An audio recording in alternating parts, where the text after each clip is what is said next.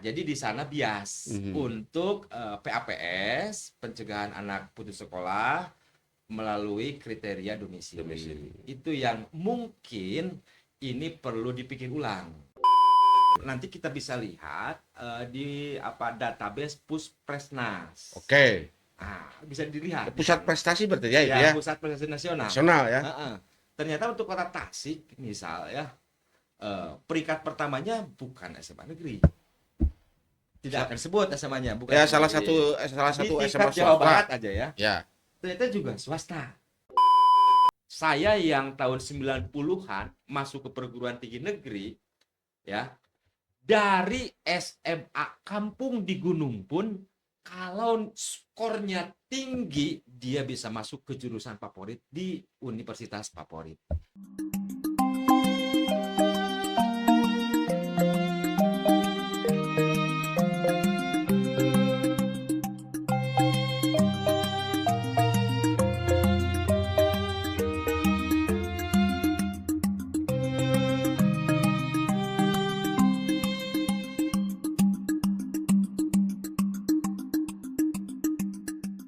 Assalamualaikum warahmatullahi wabarakatuh. Salam sejahtera untuk kita semua. Om Swastiastu, Namo Buddhaya, salam kebajikan. Rahayu, Rahayu, Sampurasun.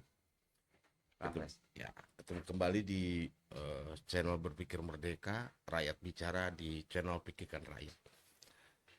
Dalam kesempatan ini kita mengundang salah satu pemerhati pendidikan di Kota Tasikmalaya, sekaligus beliau ini sebagai pupuhu atau ketua dari MPI ya, mata pelajar Indonesia yang memang konsentrasi di wilayah pendidikan, khususnya lebih menyoal tentang regulasi pendidikan atau tentang perundang-undangan atau apapun lah yang soal pendidikan, pasti beliau menyikapinya dengan intent. Selamat datang Kang Nijar. Siap. Gini Kang, akhir-akhir ini kan dengan munculnya atau dengan musimnya SPMB dan kemunculan peraturan provinsi, peraturan gubernur yang memang di tingkatan bawah itu sedikit kontroversi sebetulnya, Mbak, karena ternyata berdampak terhadap persoalan-persoalan sekolah, khususnya berdampak terhadap keberadaan sekolah swasta, Kang. Nah, pandangan Akang dengan munculnya aturan KDM yang kalau tidak salah 50 orang per rumbel, sementara aturan yang di atasnya itu permennya itu 36.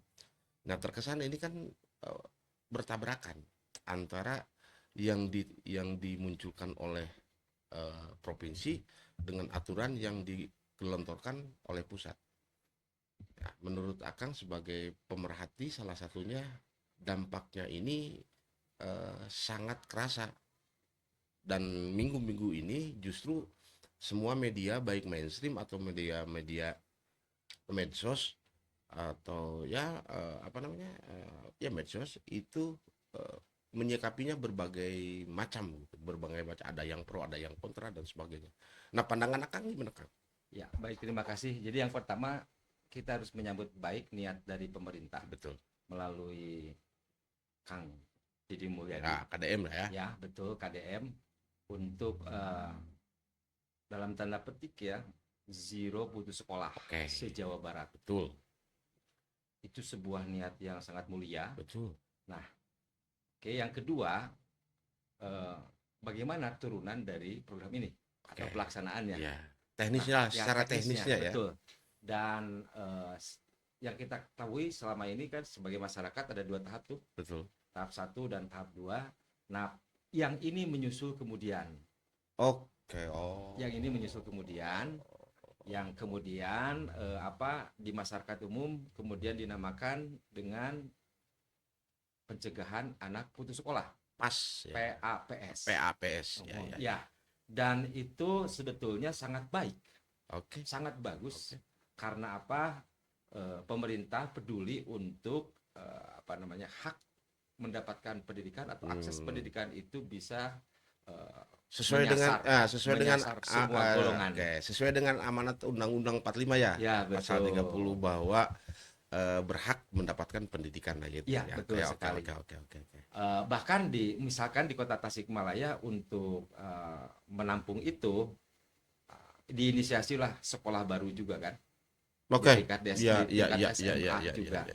Nah, tapi sebelum itu juga Presiden Prabowo kan mengeluarkan kebijakan Ya, sekolah rakyat sekolah juga dan rakyat. sebagainya. Nah, Betul. itu adalah paket-paket untuk pembangunan pendidikan yang diselenggarakan oleh pemerintahan sekarang Harus yang di menyentuh ya, ya, langsung.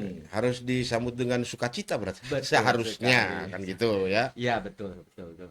Itu dia. Mhm, Nah, mhm, terkait dengan boleh sampai 50 per kelas, itu mhm. memang banyak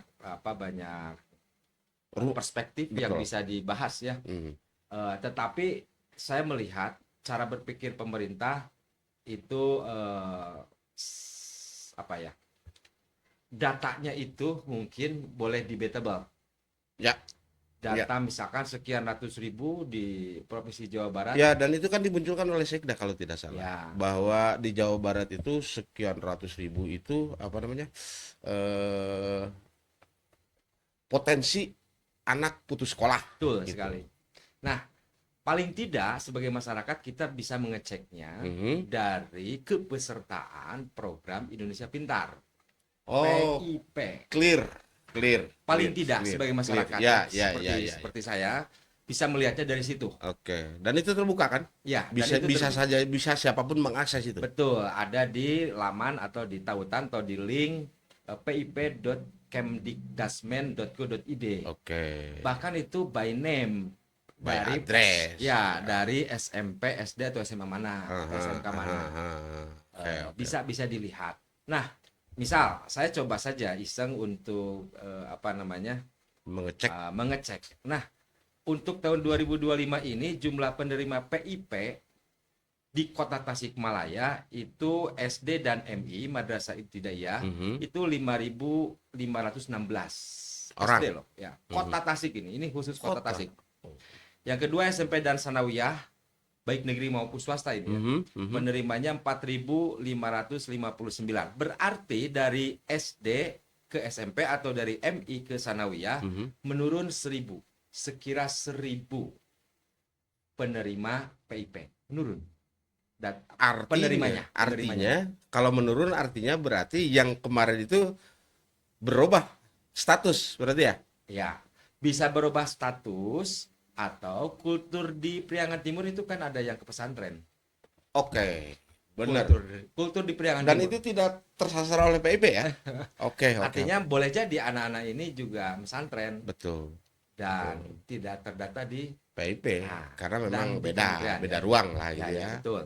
Nah, dari SMP Sanawiyah dan Sanawiyah ke SMA dan SMK atau MA dan MAK itu data PIP SMA dan Madrasah Aliyah itu di sini tertera 1.597, SMK dan MAK saya pikir MAK-nya sangat kecil sekali, tidak ada ya. 3.027. Jadi kalau dijumlahkan sekira 3.600. Oke. Banyak ya? Jadi itu SMA, SMK, MA penerima PIP. Nah, kalau misalkan di tahun 2025 ini kita jumlah, maka 5.500 ditambah 4.500 kita bulatkan ya. Ditambah 3.500, segitulah penerima PIP untuk Kota Tasikmalaya. Nah, pertanyaannya, penerima PIP itu jenjang lamanya penerima itu satu periode pendidikan atau satu tahun atau 6 bulan atau gimana tuh? Yang si penerima. Seharusnya penerima itu kan dinamis ya data ini. Karena kan yang namanya ekonomi Ya, paham. Bisa besok berubah. Iya, betul. Dari sekarang miskin besok bisa jadi kaya. Nah, itu dia maksudnya. Betul. Nah, ini yang menurut saya data real KTM nantinya. Oh iya. Yang akan terinput nanti untuk SPMB Jabar 2025. Betul. yang pada akhirnya statement Sekda provinsi itu debatable berarti. Ya gini, maksudnya begini. Eh, Oke, kita lihat ya. Untuk kasus Kota Tasikmalaya saja ya, kuota SMA negeri itu ada 10 kan negeri, dan SMK ada 4 yang negeri ini ya. Kuotanya kuota SMA negeri itu 4.361. Kuota KTM-nya, jadi daya tampung lah, daya tampung SMA negeri itu 4.361. Daya tampungnya untuk kuota KTM 1.056 siswa KTM 10 SMA. Berapa Negeri. persen ya? 1/4. Satu Ya, sekira 25% Iya, ya. iya. Dan pendaftarnya nih Oke. 1989. Jadi 1056 kuotanya, Aha. pendaftarnya 1989. Ada margin berarti ya? Berarti ada yang tidak lulus Ya, lewat margin ada. jalur KTM. Nah, ini kan database inilah yang kemudian dijadikan dasar untuk penambahan 50 itu, maksudnya begitu. Oh. Setidaknya cara berpikir saya seperti itu. Ya. Logis. Terus untuk SMK, Mhm. kuota SMK yang 4 itu, Mhm. SMK negeri 1 sampai 4 itu 2.823. Kuota. Ya, untuk KTM-nya kan SMK itu ada jalur prestasi Betul. raport, jalur Ya, akademik, ya. domisili dan sebagainya. Ya, ha. Nah, kuota untuk KTM-nya itu 802. Oke. Pendaftarnya 2015. Bayangkan saja pendaftar 2015 yang diterima cuma 802. Ada sekira 1.200 yang tidak ditampung Ya. melalui jalur Ya. KTM. KTM. Begitu. Oke. Nah, artinya kalau kita tambahkan ya, yang tidak tertampung di SMA peserta KTM dan di SMK itu sekira 2.145. Ini kita bicara KTM aja. Benar. Ini bicara KTM saja ini. Merinding saya. Gitu. Oke. Ya, kalau dasarnya ini saya sepakat. Mhm. Jadi tahap itu kan cuma 2. Betul. Lalu belakangan Muncul muncul itu. PAPS itu. Artinya Kalau orang menyerap ini saya setuju banget. clear. Paham ya? Sepakat. Kenapa poinnya? Nah, itu dia. Nah, bagaimana? Sebentar. Clear. Pertanyaan lagi. Kalau misalkan yang terdaftar di situ clear. Nah, kenyataan di lapangan ada kalanya yang masuk itu di luar itu, Kang. Artinya orang kaya. Berarti kan gitu. Iya kan? Bener kan? Oke. Jadi Nah. gini. Jadi PAPS itu kan menyasar 4 tuh kriterianya. 1 KTM, yang kedua itu di bawah asuhan panti atau jompo, jadi anak-anak yang di bawah itu. Yang ketiga itu menyasar kemiskinan ekstrim. Jadi ada sebuah wilayah atau tempat yang terdampak begitu ya. Dan yang terakhir adalah domisili. Betul. Nah, saya itu memasalahkan justru yang keempat ini. Domisili. Yang domisili. Karena kalau domisili itu kan tidak ada kategori ekonomi tidak mampu. Iya, makanya. Nah, jadi di sana bias untuk PAPS, pencegahan anak putus sekolah melalui kriteria domisili. Itu yang mungkin ini perlu dipikir ulang. Tetapi kan udah beres PAPS. Betul. Enggak apa-apa. Kita mereview, mudah-mudahan ini juga jadi bahan kajian untuk mereka. Ternyata apa yang digelontorkan yang niatannya bagus, konkret di lapangan itu ada, dalam tanda petik ya, ada penyelewengan itu, dan itu memang harus dikelirkan. Kalau pas ini sesuai dengan apa yang dicita-citakan KDM, clear. Nah, kenyataan di lapangan ya kita tahu sendirilah, misalkan ada yang titipan lah, ada yang segala macam lah, domisili lah, dan sebagainya. Kan itu potensi juga sebetulnya, potensi untuk malah terjadi pengkerdilan terhadap dunia pendidikan. Kalau menurut saya, artinya di situ ada penyelewengan, pengkhianatan lah dalam lebih jauhnya lagi terhadap makna makna pendidikan yang sebenarnya jalur itu tidak boleh diganggu gugat, tidak boleh terintervensi oleh kekuatan-kekuatan ini, karena pendidikan itu nyaris itu membuat apa namanya, membuat inilah, membuat generasi-generasi mendatang yang memang clear Ya, gitu kan. itu memang harus Kalau harus kalau saya diperiksa berarti. Ya, harus diperiksa bagaimana praksisnya penerimaan PAPS, tuh eh, dilihat latar belakang dari ya orang tuanya, memang harus betul periksa, jangan sampai seperti di Jogja ya, ya ada sekira berapa itu ya, sampai jadi berita nasional kan, betul bukan digugurkan atau ya namanya, ya karena ternyata orang tuanya bukan kriteria tidak mampu. nah itu Nah, itu di kejadian di DIY, nah itu bisa dibatalkan begitu ya. Nah, tetapi yang mau saya sampaikan lebih lanjut, Kang Pahat, ini perkara apa namanya, mapping tentang bagaimana distribusi anak-anak tidak mampu mengakses pendidikan yang diselenggarakan oleh negara. eh, Juga kita harus melihat ekosistem pendidikan yang swasta. nah itu Jadi karena apa, saya potong ya, kita ngobrol ya, ya. saya potong karena ternyata aturan-aturan ini ada yang dirugikan. Salah satunya sekolah-sekolah swasta dengan aturan seperti ini gitu. Ya.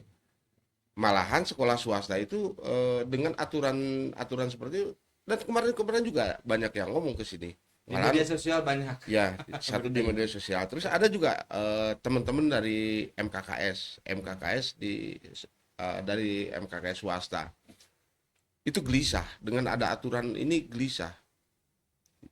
Ya, kenapa kegelisahan itu? Karena memang itu dengan aturan seperti ini, pendistribusian apa namanya, murid-murid, calon-calon murid di mereka dalam tanda petik di sekolah-sekolah swasta ini tergerus, gitu.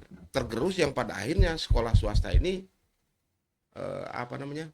Kalau bahasa Sunda mah paeh te hirup teh hos, hirup teh hos paeh teu neup gitu. Patinggan hidup pun segan gitu. Nah itu kita kan gimana tuh? Ya. Gimana tuh? Ya, artinya kalau saya melihat bangunan kebijakan dari Kementerian Pendidikan sudah bagus, terutama di sini adalah Kemendikdasmen. Betul.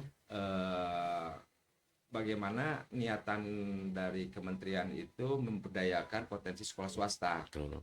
Bahkan skenarionya kalau bagi yang PAD-nya mampu, provinsi dan daerah kota itu ya bisa saja menyupport secara pendanaan. Betul. Di sekolah-sekolah swasta. Betul. Nah, itu memang harus ada pembicaraan dengan sekolah swastanya karena Betul. kebijakannya tidak pure dari Betul. pemerintahan. Karena ada pemerintah kebijakan ya. Lembaga swastanya itu. Betul. Tetapi kebijakan ini sangat menarik dan ini seharusnya juga di Jawa Barat diorientasikan.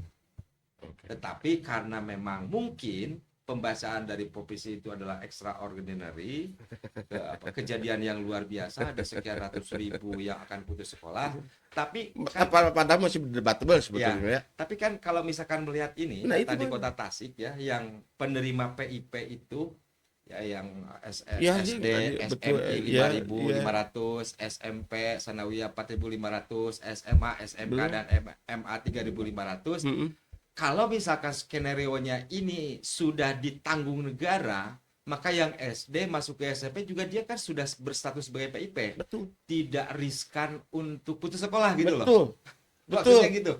Betul. Nah, itu dia maksud saya. Betul. Paling tidak pemerintah bisa melihat mengapa dari misalkan 5.500 PIP dari SDMI ke 4.500 di SMP Sanawiyah ada 1.000 yang hilang. Satu, apakah orang tuanya sudah kaya, betul, atau meningkat ekonominya, ya, atau kedua mereka memutuskan untuk ke pesantren dan tidak terdata lagi karena pesantren kan tidak ada program ini, nggak ada. Iya.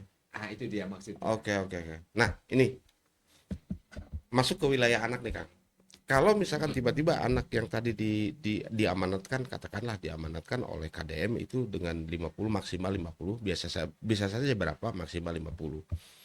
Nah, sementara kenyamanan anak di dalam kelas itu kementerian itu sudah mapping sedemikian rupa sudah ya katakanlah sudah meneliti sedemikian rupa bahwa di Indonesia itu atau di Jawa Barat lah, di Jawa Barat itu untuk satu rumbel itu 36 pas dengan kondisi psikologi anak. Nah, ketika ada tambahan kan lain masalah. Hmm. Mungkin tadi dibilang tuh sirkulasinya jadi ini apa namanya, sirkulasi udara jadi tidak bagus untuk menyerap pendidikan, terus kebanyakan Administrasi administrasi guru ya jadi guru jadi ribet, terus tambah beban. penyampaian misalkan materi dengan banyak orang Nah, tidak terkonsentrasi dan sebagainya. Nah, ini gimana ya itu dia maksud saya. dengan aturan yang digelontorkan KDM, mungkin itu tidak terpikirkan atau tidak. Makanya apa namanya, penekanan pada zero putus sekolah di Provinsi Jawa Barat ini sangat sangat harus kita apresiasi. Ya, saya apresiasi sangat. Tetapi ada yang dikorbankan mungkin, Ya, yaitu penyelenggaraan pendidikan di negeri mungkin orientasinya tidak pada kualitas satu itu, yang kedua ya ke prestasi, mungkin begitu ya ya. tidak berkualitas secara Jadi prestasi gitu. nanti kita bisa lihat di apa database Puspresnas. Oke, Bisa dilihat di pusat sana. prestasi berarti ya itu Ya, ya, Pusat Prestasi Nasional. nasional ya. Heeh. Ternyata untuk kota Tasik misal ya, peringkat pertamanya bukan SMA negeri. Tidak akan sebut SMA-nya, bukan Ya SMA salah negeri. satu Di SMA tingkat Jawa swasta. Barat aja ya. Ya, Ternyata juga swasta. oke, menarik nih. Jadi SMA-SMA yang berprestasi di tingkat nasional, anak-anaknya ikutan olimpiade misalkan fisika dan Sain apa sebagainya, itu swasta ternyata ya. swasta. Nah, inilah saya pikir dengan momen KDM membuat kebijakan 50 maksimal 50 per kelas, SMA swasta harus meredefinisi Oke, sepakat saya. small is beauty. Sepakat saya. Ya artinya itu daya tawar kan? Kecil, kageroh, Nah, dan itu. siap untuk berprestasi di tingkat nasional. Iya, oke, saya sepakat itu. Saya sepakat. Karena Jadi pada jangan lagi apa berpretensi untuk menambah rombel kuantitas yang begitu wah. tapi kualitasnya. Nah, itu. Itu dia maksudnya. Karena kalau kualitas sudah bisa dipertahankan oleh SMA swasta itu, maka tidak usah dengan promosi yang seperti apa, Luar biasa. Cukup akan dengan mouth to mouth, dari mulut ke telinga ya, bukan mulut ke mulut. Iya. Itu Dengan akan, sendirinya ya, betul. kalau kadang dibuktikan dengan prestasi. Betul sekali. Baik akademis maupun non akademis. Tetapi banyak juga kan yayasan atau lembaga pendidikan yang memang background secara finansialnya Ya, itu ya. Itu ya jadi masalah. tidak Septil. kuat, tidak Ya, kuat ya, ya. Nah, itu memang yang dikhawatirkan. Tapi kan pemerintah juga bertanggung jawab sebetulnya, Mas. Untuk sekolah-sekolah swasta, untuk apa namanya? Walaupun itu sekolah swasta, secara pendanaan di pemerintah juga ada, atau memang sekarang pemerintah itu juga harus berkonsentrasi bahwa sekolah swasta itu, dan ini kan terkesan di teman-teman swasta ini terkesan itu ada tebang pilih gitu. Ya, jadi menganaktirikan. Iya, Kebijakan-kebijakannya betul. menganaktirikan, padahal SMA, SD, SMP swasta juga punya Sejarah panjang, punya sejarah peran. ya, mencerdaskan bangsa kan sama lah di Ya, di mana-mana ketika berbicara sekolah, dimanapun hakikatnya kan mencerdaskan bangsa, tapi di dalam aturan segala keberpihakan dalam tanda petik itu seperti dianaktirikan dengan adanya kebijakan sekarang gitu kan. Bahkan gini ya, di tingkat nasional itu waktu yang kemarin apa namanya sistem masuk ke perguruan tinggi, ada namanya top 1000 Betul. SMA terbaik se Indonesia, ya 10 peringkat teratasnya itu banyak swasta. Jadi mengalahkan SMA negeri sebetulnya. Betul. Nah, karena memang itu dia, mungkin walaupun bukan menjadi rumus umum ya, apa namanya, logistik yang mampu menopang Nah, itu proses dia. pembelajaran Nah, itu itu dia. akan menghasilkan output yang Ya, maksimal. mutlak itu mah. Karena pendidikan itu tidak bisa dengan empirik, tapi dengan nyata, dengan ada gitu. Apa yang dilakukan itu logisisasinya itu lebih, apalagi yang bersifat akademis ya, harus ada perangkat pembantunya. Ya. Nah, yang dimiriskan itu kan banyak nih lembaga-lembaga swasta yang memang bernaung di bawah di bawah yayasan, dan yayasannya itu memang hakikatnya kan pada yayasan itu tidak benefit, tidak benefit orientasi gitu. Tidak. Artinya yayasan itu bukan apa? Bukan bisnis gitu. Ya, Apa sih namanya itu? lembaga sosial. Ya, katakan lembaga sosial yang muncul dari masyarakat. Tentu saja masyarakat yang terpilih yang punya kepedulian terhadap pendidikan. Ya, dan ini satu lagi Kang Pahat yang mungkin perlu ya mudah-mudahan jadi baca oleh pemegang kekuasaan di tingkat Hmm. Jawa Barat ya. Hmm. Kalau misalkan program ini menyasar sampai SMA, SD, SMP, SMA untuk bisa zero zero Zero putus sekolah. cost, Nah, kita juga harus berpikir bagaimana di tingkat SMA SMK ini ke kuliah. Oke, Itu harus kontinuitas. betul. Karena apa berat? 2045 100 tahun Indonesia merdeka itu kan bonus demografi Indonesia emas konon ya. katanya. Yaitu dia 73% itu kalau tidak salah itu diperkirakan adalah usia produktif Tuh, di atas 15 dan di bawah 65. Nah, kalau misalkan ya penduduk Indonesia pada tahun 2045 itu 300 juta misal ya berarti ada 210 juta usia produktif. Kalau dari sekarang mereka tidak dibekali kompetensi untuk bersaing di tingkat nasional dan global, maka yang muncul Indonesia cemas kan? iya betul sekali itu dia. Nah, artinya Pendidikan. eh, saya hanya ingin bicara tentang yang KTM ini. Maksud saya itu, Oke, ya, oke, oke. ya yang KTM ini. Ya, Nah, bagaimana skenario-nya mereka juga diinisiasi untuk mengakses pendidikan tinggi. oke, Siapa yang akan peduli untuk itu gitu. oke, oke. Nah, itu dia. Jadi ada kontinuitas di situ. Mungkin salah satunya yang tadi itu yang sekolah-sekolah berprestasi yang bisa masuk ke itu dengan jalur tertentu tentunya, Iya. prestasi dan sebagainya. Dan Artinya, kenyataannya kan sekolah-sekolah yang berprestasi itu konkret tuh. Di Jawa Barat aja didominasi oleh swasta kan gitu. ya. Artinya begini, misal SMA SMK ini per tahun 2025 Hmm. itu ada 3.500 pemegang KTM di Ya, Kota Tasik. ya, Kalau mau dibuat persentase berapa persen yang melanjutkan kuliah? oke, Karena jangan jadi tukang aja. betul. Indonesia itu generasi mudanya harus jadi pemikir juga. Oh, iya dong, iya Dan dong. penduduk atau masyarakat miskin punya hak untuk mendapatkan fasilitas pendidikan di perguruan Iya, tinggi. dan itu dilindungi undang-undang. Nah, maksudnya itu. Jadi Wajib, jangan. wajib negara itu melindungi dan ya memfasilitasi. Ya, betul. Gini ya, mohon maaf sekali ini ya. Nggak apa-apa. Ini teman saya yang bicara. Hmm. Boleh jadi Pak Nisyar katanya begini ya.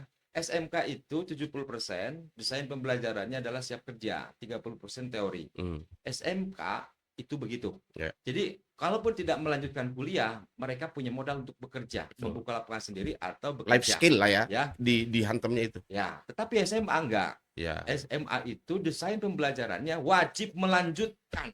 Betul.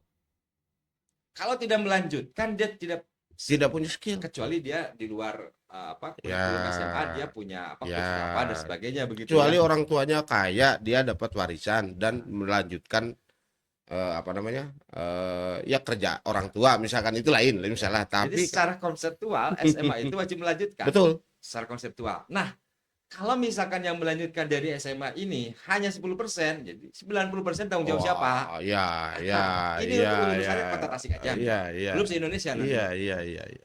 Ya pemerintah lah. Artinya memang untuk KTM ini Negara harus hadir. termasuk masyarakat harus Oke. bisa memetakan itu. Ya, ya. Dan MPI insya Allah sedang berpikir itu. Ya. Mata pelajaran Indonesia sedang berpikir untuk ke arah sana. Ya karena saya juga ngelihat MPI-nya, ngelihat MPI itu kan aneh, unik gitu.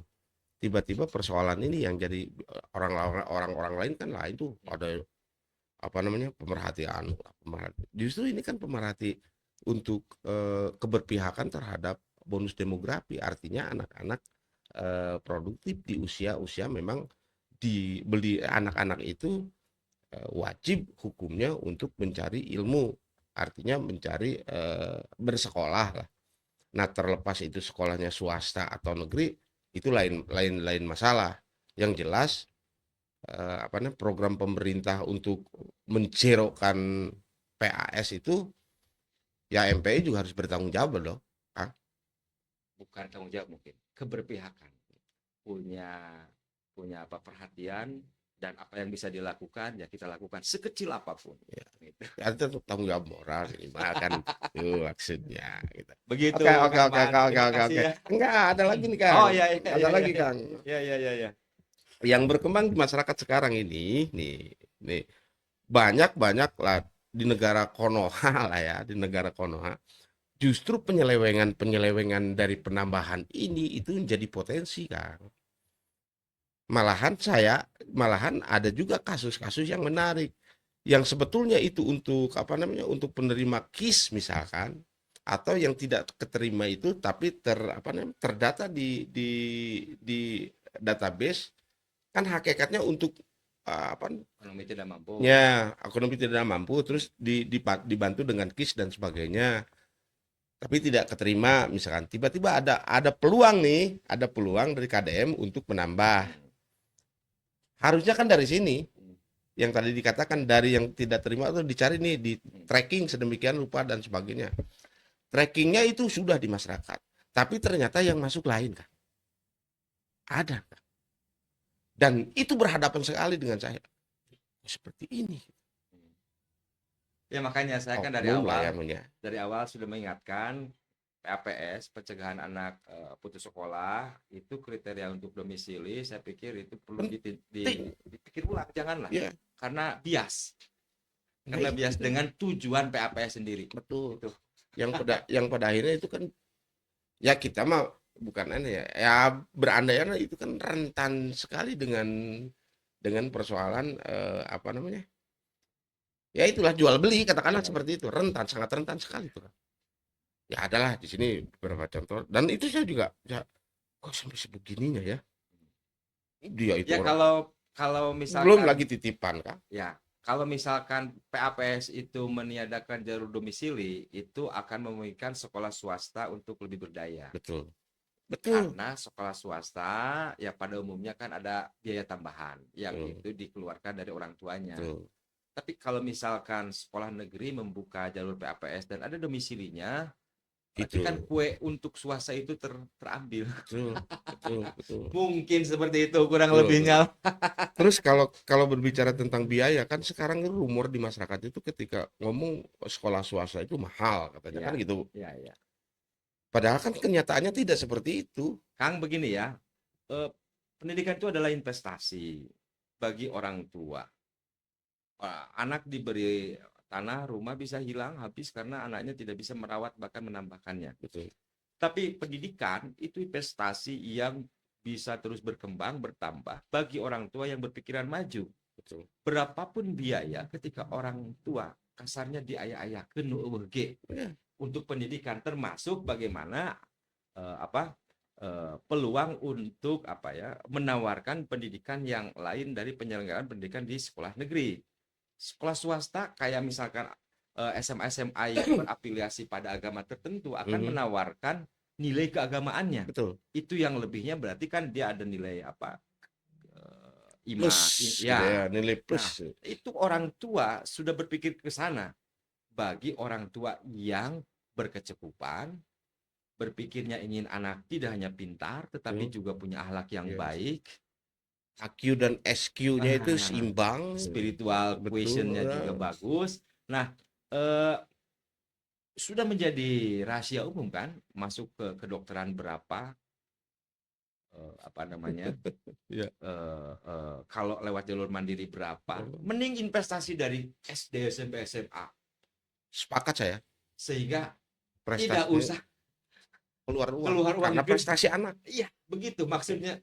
Nah, ini peran swasta bisa meredefinisi Oh, di di sini. situ benar. Maksud saya begitu. Sepakat saya. Artinya dengan kasus seperti ini juga jangan jadi patah arang teman-teman Betul, swasta. betul. Karena memang ada peluang lagi yang memang bisa digenjot biar kecil, misalkan rumbel biar satu rumbel itu sekian misalkan, tidak seperti teman-teman di negeri, tapi kapasitas anak digenjot sedemikian Iya, rupa. orang tua yang ngerti mungkin dengan Oke. sekolah satu sekolah di negeri misalnya Iya, satu kelas mendekati 50 anaknya iya mau introvert gimana? misalkan ya, Iya, merasa wah terganggu ngeri, malah jadi ngeri. tidak Iya, konsen dan iya. tidak Psikologinya outputnya. ya benar, benar, benar. Jadi banyak kompleksitas lah. Betul, betul, betul. Kita banyak bicara apa dari psikologi, dari physically dan Kecerdasan ya sebagainya segala banyak. macam, kesehatan termasuk Ah, kesehatan. Oke, benar sepakat.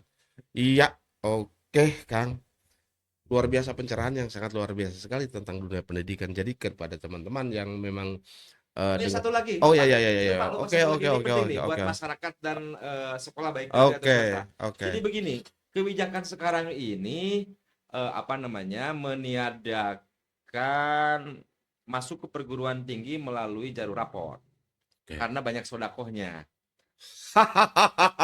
begitu ya. Paham, paham, paham. Ya. Paham, paham. Dan Jawa Barat input nilainya tinggi-tinggi dibandingkan dengan provinsi lain. Oke. Nah, itu juga udah disinyalir oleh Prof Mufti Oke. Kemendak. Oke.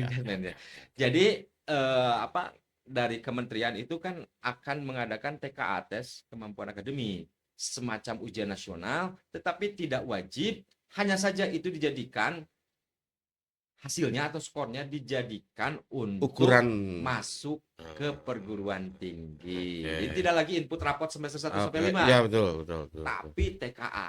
Artinya saya yang tahun 90-an masuk ke perguruan tinggi negeri ya, dari SMA kampung di gunung pun kalau skornya tinggi dia bisa masuk ke jurusan favorit di universitas favorit.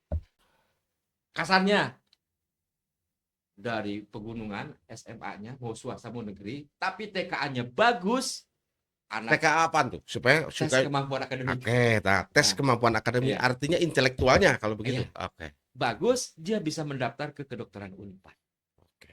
Yang tahun kemarin dan seterusnya ke belakang rasa-rasanya kebijakan pemerintah itu lebih menekankan pada Ya. orang yang kaya. Ya.